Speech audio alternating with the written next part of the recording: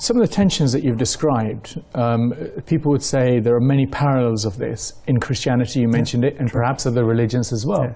So what makes Islamic spirituality unique or different? You know, is it, you know, similar? You know, you can find it elsewhere as well? You know, I would tell you something. You know, I went and I stayed in India for a few weeks with Tibetans and with the Dalai Lama.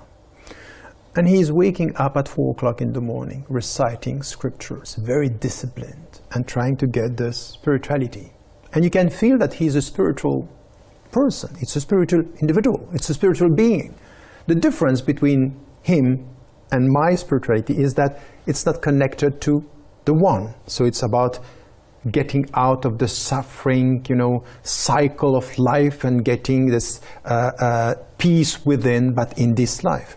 From an Islamic perspective, it's completely different. Is, look, yes, you have to go through this, but there is one God to whom you belong and to whom you shall return.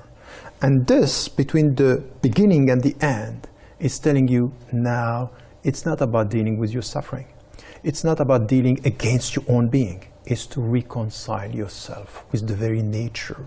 So this is why in Islam, nothing that is part of us should be denied. We are not denying our instincts.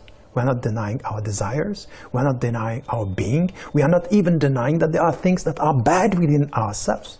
وَنَفْسٍ وَمَا سَوَّاهَا فَأَلْهَمَهَا فُجُورَهَا وَتَقْوَاهَا. This is the way we were being creating, with attractions towards bad things and attraction towards good things. What do we have to do? To acknowledge this and then to master ourselves with his help. So there is something here that we have in the Islamic spirituality. You have to remain positive, always positive. You try your best and you rely on him. You ask him to help you. You are in need of him, and you have to be very cautious not to think that you can achieve this alone.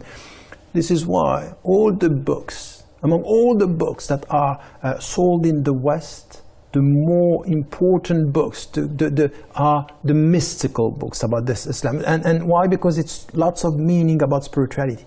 Why we have to be very cautious to make it very clear. There will be no spirituality if we are not, you know, all the great mystics were very disciplined. It's all about mastering yourself. So this is why I come back to the 3 words. No way to come to the self and to be close to a Rabb if you are not going through the process of purification. And purification is discipline. While you read the Quran, while you pray, while you fast, while you give out of your money, it's all about nurturing, mastering, improving and reforming. So this is why when I talk like this, I can talk to anybody. Muslims and people of other faiths, they understand exactly what I'm saying. You know what? Because this is the natural way. Interestingly, you use the example of the Dalai Lama, and the religious tradition is somewhat different. If I can focus on the monotheistic and the Abrahamic faiths, Judaism and Christianity, would there not be more, you know, what would make Islam unique compared to perhaps those kind of traditions? No, on this, for example, why I took this example is for us to understand this relationship that, because you were saying at the beginning, there are people speaking about spirituality without religion. Yes, of course, we cannot deny this, and we have to listen what they are saying and understand that even there we find universal shared principle. With the Judaism and the Christian tradition, we have exactly the same. On this, it might be that this is exactly where we agree, that this is the common way between Judaism and Christianity. What the Jewish tradition is saying, one God, come close to him, and you have a very deep spiritual tradition. These are the people who are very close to the Muslims in Spain. Maimonides was very close, philosopher and mystical. The Kabbalah at the beginning was close, and many things that were coming. In fact, Muslims don't know their own history. They think that we took from Kabbalah.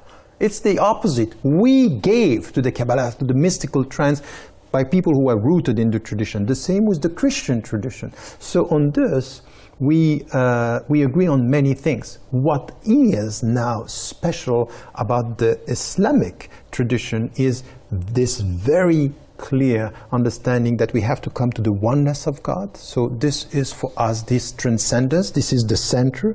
And the second thing is that this oneness of God makes him close to every one of us. We don't need a priest, so this is our difference.